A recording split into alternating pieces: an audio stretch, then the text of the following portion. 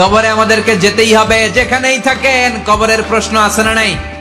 অনেকে বলে হুজুর বিমান হামলায় মারা গিয়েছে, বিমান জ্বলে পুড়ে ছাই হয়ে গিয়েছে, তার কবর কোথায়?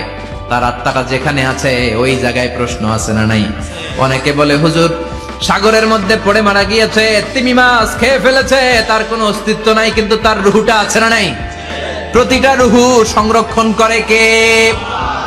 প্রত্যেকটা আত্মা আল্লাহর কাছে সংরক্ষিত থাকে। প্রতিটা রুহু, প্রতিটা মানুষ মালাকুল মাউতকে দেখতে পায়। আপনিও দেখবেন, আমিও দেখব। মুমিনদের কাছে এসে মালাকুল মাউত একজন যুবকের বেশে সাদা ধবধবে জুব্বা পরে সুগন্ধি মেখে মুমূর্ষু ব্যক্তির শিয়রে বসে বলে, ইয়া আইয়াতুহান নাফসুল মুতমাইন্নাহ, হে প্রশান্ত আত্মা, উখরুজি ইলা মাগফিরাতুল্লাহি ওয়া রিদওয়ানি, আল্লাহর ক্ষমা আর দয়ার দিকে বের হয়ে আসো। বলা মাত্রই মুমিনের আত্মাটা স্মুথলি বের হয়ে আসে। কাফান মিন আকফানিল জান্নাহ, হানুত মিন হানুতিল জান্নাহ, জান্নাত থেকে আনা সুগন্ধি কাফনের মধ্যে পেঁচিয়ে তিনি রূহটাকে নিয়ে ইল্লিনে চলে যায়। সরাসরি দেখে মালাকুল মাউত। আর যারা ইসলাম বিরোধী, কোরআন বিরোধী, তাদের সামনে এসে মালাকুল মাউত ত্রাস সৃষ্টি করে। আগে ধমক। হাইওয়েতে মাঝে মাঝে ডাকাতি হয় না? বাসগুলোর মধ্যে যখন ডাকাতি হয়, বাসে থাকে 50 জন, ডাকাত ঢুকে 5 জন, এই 5 জনের ভয়ে সবগুলো পেশাব করে দেয়। কারণ ত্রাস সৃষ্টি করে। এসেই চাইনিজ কুড়াল দিয়ে আগে কুবায় দেয় 4-5 জনের। রক্ত দেখে কি দেওয়ার সব আগে রেডি করে রাখে। মালাকুল মাউত এসে কাফের নাস্তিক মুশরিকদের সামনে সেরকম একটা ত্রাস সৃষ্টি করে, ভয়ে লোকটা কাঁপতে থাকে। ওর কাছে ভদ্র ভাষায় কথা বলে না, সুন্দর জামা পরে আসে না, কালো কুচকুচে চেহারা, ভয়ঙ্কর একটা রূপ নিয়ে, আকৃতি নিয়ে ইসলাম বিরোধীদের মাথার সামনে আসে, দুর্গন্ধযুক্ত চেহারার দেহ নিয়ে ধমক দিয়ে বলে, ও পাপাত্তা, ইয়া আইয়াতুহান নাফসুল খাবিসা উখরুজি ইলা গাদাবিল্লাহ, হে পাপাত্তা, আল্লাহর রাগ, ক্রোধ আর গজবের দিকে বের হয়ে আয়। মুমিনের আত্মা বলার সাথে সাথে যেমনি মুমিনের দেহ থেকে বের হয়ে জান্নাতি কাফনের ভেতরে ঢুকে, কাফেরদের আত্মাও কি এরকম তাড়াতাড়ি বেরোতে চায় নাকি? কাফেরদের আত্মা বেরোতে চায় না। ডানে দৌড়, বায়ে দৌড়, সামনে দৌড়, পেছনে দৌড়, আহা দৌড়াদৌড়ি করে। মালাকুল মাউত এটাকে টেনে হিচড়ে, একটা জীবিত ছাগলকে জবাই না করে তার চামড়া উল্টা দিকে টেনে হিচড়ে বের করলে ছাগলটা যত কষ্ট পায়, এর চেয়ে কমসে কম 70 গুণ বেশি কষ্ট দিয়ে কাফের মুশরিক আর গাদ্দারদের রূহ কবজ করা হয়। আল্লাহ এই পরিস্থিতি থেকে তুমি আমাদের বাঁচাও। মুমিনদের রূহ যেমনি কবজ হয়, ওইভাবে রূহ কবজের ব্যবস্থা করে দিও। ইমানের মৃত্যু নসিব করে দিও, শাহিদি মৃত্যু নসিব করে দিও। আমাকে শহীদ করে সেই মিছিলে শামিল করে নিও, যে মিছিলের নেতা মীর হামজা হুবাইবে খাব্বাব, আল্লাহর কাছে ছিল অতি প্রিয়, শামিল করে নিও। আমাকে শহীদ করে সেই মিছিলে শামিল করে নিও। পড়েন আমিন। আরো জোরে পড়েন আমিন। তার মানে বিমান দুর্ঘটনায় হোক, কিংবা লঞ্চ ডুবিতে হোক, কিংবা আগুনে পড়ে হোক, কিংবা আত্মঘাতী হামলায় হোক, যে যেখানেই মারা যায়, কবরের 3টা প্রশ্ন তার জন্য আছে না নাই? ইসলাম বিরোধীদের জন্য প্রশ্ন 3টা, আপনারা যারা মুমিন তাদের জন্য 4টা, আপনাদের জন্য একটা বেশি। আলহামদুলিল্লাহ। কোন কবরে এসে প্রথম প্রশ্ন করবে মুনকার নাকির যখন চলে আসবে, 40 কদম যখন আত্মীয় স্বজনরা লাশটাকে কবরের মধ্যে দিয়ে 40 কদম চলে যায়, তখনই ফেরেশতা চলে আসে। আহা, শেষ, সব শেষ। এসেই পরীক্ষা শুরু। মার রব্বুক, তোর রবের নাম কি? চিল্লায় বলেন, আমাদের রবের নাম কি?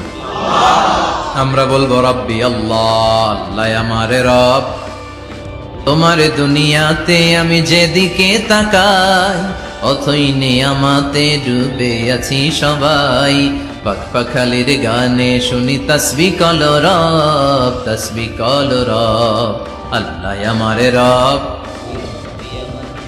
প্রথম প্রশ্ন, তোমার রব কে? আমরা বলবো আমাদের রব আল্লাহ। দ্বিতীয় প্রশ্ন, ওমা দীনু, তোমার ধর্মের নাম কি? আমরা কি বলবো? তৃতীয় প্রশ্ন, বিশ্বনবীর চেহারা দেখিয়ে বলা হবে, আতারিফু হাদার রাজুল, এই লোকটারে চিনো নাকি? আমরা বলবো চিনি, আমাদের প্রাণের নবী। ঠিক কিনা? চাঁদের চেয়ে সুন্দর তুমি নবী আমার কমলিওয়ালা, দু জাহানের বাদশা তুমি প্যারা নবী সাল্লে আলা, চাঁদের চেয়ে সুন্দর তুমি নবী আমার কমলিওয়ালা। ঠিক কিনা? তিনটা প্রশ্নের যথাযথ উত্তর যখন দিয়ে দিলেন, আপনার জন্য অতিরিক্ত আরেকটা প্রশ্ন করা হবে, ওয়ামা ইলমুক, তোমার নলেজ কি? তিনটা প্রশ্নের উত্তর যে তুমি করতে পারলা, কিভাবে পারলা, কেমনে জানলা? নকল করে বলছো নাকি জেনে বুঝে আসছো? নকল হয় না এখন, মনে হয় এগুলো একটু কমছে। একটা সময় ছিল অনেক নকল হইতো, পাঞ্জাবের ভিতরে নকল, পকেটে নকল, টুপির ভিতরে নকল, মৌজার ভিতরেও নকল, এমনকি মেয়েরাও নকল করে পরীক্ষার হলে আসে না নাই? স্কেলের মধ্যে লিখে নিয়ে যায়, হাতের মধ্যে লিখে নিয়ে যায়, ওড়নায় লিখে নিয়ে যায়, কাপড়ে লিখে নিয়ে যায়, আসে না নাই? ফেরেশতারা বলবে নকল করছো নাকি? কেমনে জানলা? তিনটা প্রশ্নের উত্তর তুমি কেমনে বললা?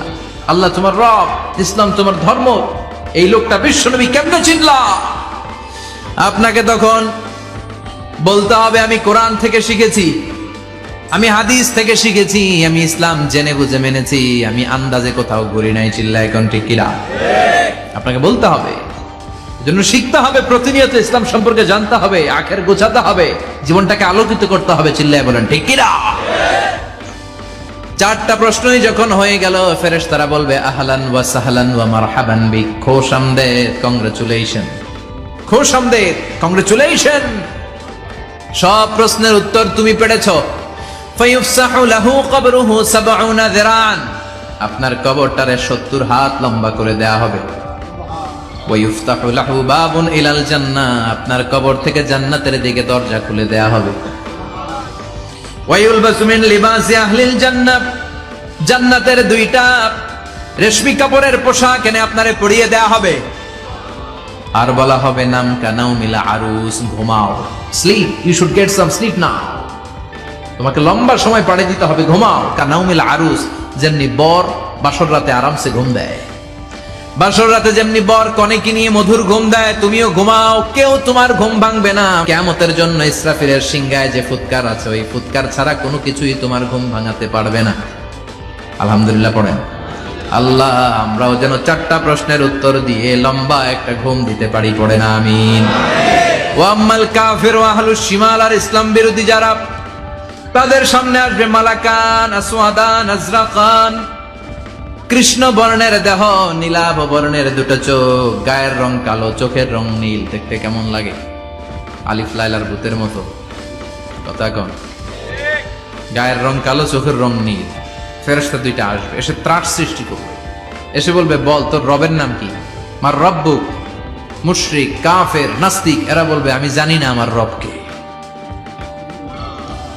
আমি জানি না, আমি তো আজীবন শুধু চেয়ার করেছি, মদ খেয়েছি, আমি ধর্ষণে সেঞ্চুরি করেছি দুনিয়ার বুকে, আমি টেন্ডারবাজি করেছি, চাঁদাবাজি করেছি, আমি মাস্তানি করেছি, আমার দাপটে এলাকার ইসলাম প্রিয়রা বাসায় ঘুমাতে পারে না। আমি ছিলাম টেন্ডারবাজ, আমি ছিলাম গডফাদার, সন্ত্রাসীদের লিডার, আমি ছিলাম ডন 1 2 3 সব, আমি ছিলাম ডনের ডন, আমি ছিলাম মাস্তান, রংবাজ, রব টপ কি আমি তো জানি না। লাদ্রি লাদ্রি, আমার জিজ্ঞেস করো না। আবার প্রশ্ন করা হবে ওয়ামা দীনুক, তোর ধর্মের নাম কি? বলবে লা আদরি, আমার কোনো ধর্ম নাই, আমার কোনো ধর্ম নাই, আমি শুধু মৌজ মাস্তিতে ছিলাম, আমি আনন্দ ফুর্তি করেছি, ইসলাম নিয়ে আমার মাথা ব্যথা ছিল না, আজীবন ইসলামরে আমি বাস দিয়েছি। চিল্লায় বলেন ঠিক কিনা? ইসলাম বিরোধীদের সাথে ছিল আমার চলাফেরা, আমার সব সাঙ্গপাঙ্গ ছিল গুন্ডা, বদমাশ, ইসলাম বিরোধী। রব কি, ইসলাম কি, এগুলো আমি জানি না, আমার এগুলো জিজ্ঞেস করো কেন? ধর্ম কি আমি জানি না, আমি কিচ্ছু মনে করতে পারছি না। 3 নাম্বার প্রশ্ন করা হবে আতারিফু হাদার রাজুল, দেখো তো এই লোকটারে চিনো কিনা? কয় না, চিনি না, তবে মনে হয় এই লোকটারে দুনিয়ার বুকে আমি গালি দিতাম, এই লোকটার বিরোধিতা করতাম, ব্লগের মধ্যে এই লোকটার ব্যাপারে কুৎসা রটনা করতাম, এই লোকটার কার্টুন বানিয়ে আমি হিংসা ছড়িয়ে দিতাম, এই লোকটার ব্যাপারে আমি এলাকার মধ্যে অপপ্রচার চালাতাম। ফেরেশতারা বলবে তাই, এই ছিল তোর ডিউটি, দাঁড়া এখনই আমাদের খেলা শুরু, এখনই শুরু। ফায়ুতরাকু বিমাতারিকা মিন হাদিদ, লোহার একটা হাতুড়ি দিয়ে মাথা থেকে পা পর্যন্ত পিটানো হবে, পিটিয়ে ওর গোশতের হাড্ডিগুলোকে থেতলে ফেলা হবে। ওয়ায়ুকালু লিল আরদি ইলতাইমি, কবরের দুই পাশের মাটিরে বলা হবে এবার দুই দিক থেকে তোরা চাপ দে।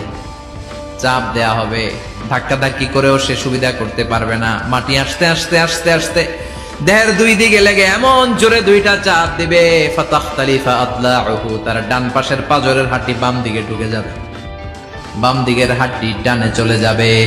বিষ্ণুই বললেন এই হাতুড়ি দিয়ে পিটানোর শাস্তি, কবরের চাপ দেওয়ার শাস্তি চলতেই থাকবে হাত্তাল কিয়ামা, কিয়ামত পর্যন্ত। আল্লাহ এই কবরের শাস্তি থেকে আমাদের বাঁচাও। আমরা এই আযাব পেতে চাই না, আমরা যেন ঠিকভাবে কবরের 4টা প্রশ্নের উত্তর করে দিয়ে লম্বা ঘুম দিতে পারি। আল্লাহ তুমি তৌফিক দাও। এজন্য আল্লাহ বললেন, গোলাম দুনিয়া নিয়ে পাগল হয়ে থেকো না। এই দুনিয়ার জীবন আসল জীবন নয়, আসল জীবন হলো কবরের জীবন। জোরে বলেন ঠিক কিনা? এই জন্য মাঝে মাঝে কবরে যাবেন, কবরস্থানে দাঁড়িয়ে চিন্তা করবেন এই জায়গায় আমারও আসতে হবে। দিন যাবে, রাত আসবে, বৃষ্টি হবে, শীত আসবে, কেউ আমার দেখতে আসবে না। একা থাকতে হবে, একা, বড় একা, অন্ধকার, বড়ই অন্ধকার। ওই কবরের জীবনের সামান গোছানোর দরকার আছে না নাই? ওই কবরে সুখে শান্তিতে থাকতে চাইলে নামাজ পড়ার দরকার আছে না নাই? কোরআন পড়ার দরকার আছে না নাই? ছেলে মেয়েগুলোরে মানুষের মতো মানুষ করার দরকার আছে না নাই?